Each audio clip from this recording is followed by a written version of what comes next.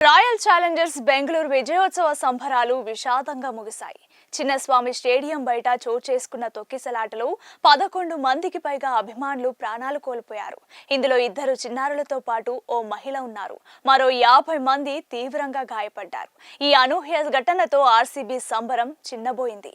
18 ఏళ్ల తర్వాత RCB title గెలవడంతో దేశవ్యాప్తంగా ఆ జట్టు అభిమానులు సంబరాలు చేసుకున్నారు. బెంగళూరులో ఈ సంబరాలు మిన్నంటాయి. తమ అభిమాన జట్టును చూసేందుకు అభిమానులు లక్షలాదిగా తరలి వచ్చారు. అందుకు తగ్గట్లుగానే ఆర్సీబీ ఫ్రాంచైజీ కూడా వేడుకలను ఘనంగా ఏర్పాటు చేసింది. బెంగళూరులోని విధాన సౌధ నుంచి చిన్నస్వామి స్టేడియం వరకు ఓపెన్ బస్ పరేడ్ ఉంటుందని ప్రకటించింది. దాంతో విజేతలుగా నిలిచిన తమ అభిమాన ఆటగాళ్లను చూసేందుకు అభిమానులు పోటెత్తారు. దాంతో ఆ ప్రాంతమంతా ఎర్ర సముద్రాన్ని తలపించింది. తొక్కిసలాటకు ప్రధాన కారణాలు ఇవే. 1. అంచనాలకు మించిన జన సందోహం. 18 సంవత్సరాల సుదీర్ఘ నిరీక్షణ తర్వాత ఆర్సీబీ ఐపీఎల్ టైటిల్ ను గెలుచుకోవడంతో అభిమానుల ఆనందానికి అవధులు లేకుండా పోయాయి. ఆటగాళ్లను దగ్గర నుంచి చూసేందుకు, విజయాన్ని పంచుకునేందుకు లక్షలాది మంది అభిమానులు చిన్నస్వామి స్టేడియం వద్దకు పోటెత్తారు. స్టేడియం సామర్థ్యం కేవలం 35,000 మంది కాగా దాదాపు 3 లక్షల మందికి పైగా జనం తరలి వచ్చినట్లు అధికారులు అంచనా వేస్తున్నారు. ఈ ఊహించని జన ప్రవాహాన్ని నియంత్రించడం అధికారులకు సవాలుగా మారింది. 2. నిర్వహణ లోపాలు.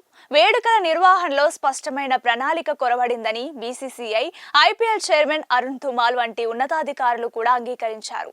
అభిమానుల తాకిడిని అంచనా వేయడంలో, దానికి తగ్గట్లుగా ఏర్పాట్లు చేయడంలో నిర్వాహకులు విఫలమయ్యారు. 3. పోలీసుల నియంత్రణ వైఫల్యం. 5,000 మంది పోలీసులు మోహరించినప్పటికీ భారీగా తరలి వచ్చిన జన సందోహాన్ని నియంత్రించలేకపోయారు. అభిమానులు గేట్లను బద్దలు కొట్టుకొని లోపలికి ప్రవేశించేందుకు ప్రయత్నించడంతో పరిస్థితి అదుపు తప్పింది. ఈ క్రమంలో పోలీసులు స్వల్పంగా లాఠీ చార్జ్ చేయాల్సి వచ్చింది. ఇది తొక్కిసలాటకు దారితీసింది. 4. చివరి నిమిషంలో వేదిక మార్పు, ట్రాఫిక్ సమస్యలు. తొలుత విక్టరీ పరేడ్ ను విధాన సౌధ నుంచి చిన్నస్వామి స్టేడియం వరకు నిర్వహించాలని ప్రణాళిక వేసినప్పటికీ భారీ జన సందోహం, ట్రాఫిక్ సమస్యల కారణంగా దీనిని రద్దు చేశారు. అయితే ఈ సమాచారం అందరికీ చేరకపోవడం, అభిమానులు స్టేడియం వద్దకు పోటెత్తడం గందరగోళాన్ని పెంచింది. 5. అభిమానుల దూకుడు. తమ అభిమాన ఆటగాళ్లను, ట్రోఫీని చూసేందుకు అభిమానులు అత్యుత్సాహం ప్రదర్శించారు. తొక్కిసలాట సమయంలో కొందరు అభిమానులు గేట్లను బద్దలు కొట్టి చెట్లు, బస్సులపైకి ఎక్కి లోపలికి వెళ్లేందుకు ప్రయత్నించారు.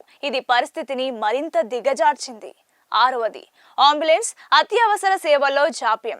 తొక్కిసలాటలో గాయపడిన వారికి, ప్రాణాలు కోల్పోయిన వారికి సకాలంలో వైద్య సహాయం అందించడంలో జాప్యం జరిగింది. రద్దీ కారణంగా అంబులెన్సులు సకాలంలో ఆసుపత్రులకు చేరలేకపోయాయి. 7. రాజకీయ ఆరోపణలు. ఈ ఘటనపై కర్ణాటక ప్రభుత్వంపై ప్రతిపక్ష బీజేపీ తీవ్ర విమర్శలు గుప్పించింది. ప్రభుత్వ నిర్లక్ష్యం, ప్రణాళిక లోపమే ఈ విషాదానికి కారణమని ఆరోపించింది. ఈ ఘటనపై న్యాయ విచారణకు కూడా డిమాండ్ చేసింది. చిన్నస్వామి స్టేడియం వద్ద జరిగిన తొక్కిసలాట ఐపీఎల్ విజయోత్సవంలో ఒక చీకటి అధ్యాయంగా మిగిలిపోయింది. ఈ ఘటన నుంచి గుణపాఠాలు నేర్చుకొని భవిష్యత్తులో ఇలాంటి భారీ కార్యక్రమాలను నిర్వహించేటప్పుడు పటిష్టమైన ప్రణాళిక, సమర్థవంతమైన నిర్వహణ, కఠినమైన భద్రతా చర్యలు తీసుకోవడం అత్యవసరం. ప్రాణాలు కోల్పోయిన కుటుంబాలకు ప్రభుత్వం 10 లక్షల రూపాయల పరిహారం ప్రకటించడంతో పాటు ఘటనపై విచారణకు ఆదేశించింది.